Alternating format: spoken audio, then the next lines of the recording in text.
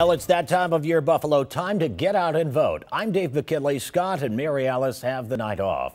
This is one of the more unusual election years we've seen here in Western New York, headlined by a four-term mayor fighting for his political life against a Democratic socialist who has never held office but won the June primary.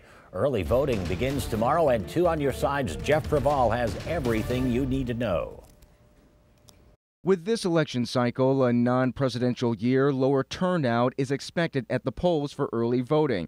But officials at the Erie County Board of Elections say they do have their eye on polling locations in the city of Buffalo because of the hotly contested race for mayor. So we may have some poll sites within the city of Buffalo that may experience some lines, but we anticipate that we'll be able to handle them and move everyone through quickly. 38 early voting sites will open tomorrow starting at noon. There is one new polling place in Erie County this election cycle, the Wilcox Mansion on Delaware Ave in Buffalo.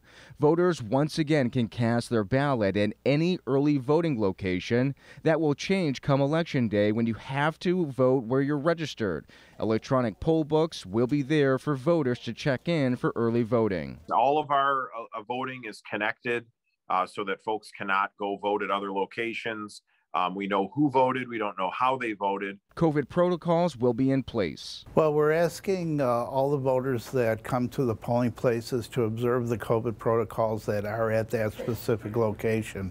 So if you're attending to a location which is a school that requires masks, we're asking voters to please abide by it. The vast amount of voters that came out last year were terrific. We had very few problems with anybody at the polls who didn't want to wear a mask or didn't want to stay socially distant. And we'll have a full list of all the early voting locations in this story on our website, WGRZ.com, and on our app. In Buffalo, I'm Jeff Preval, Channel 2 News.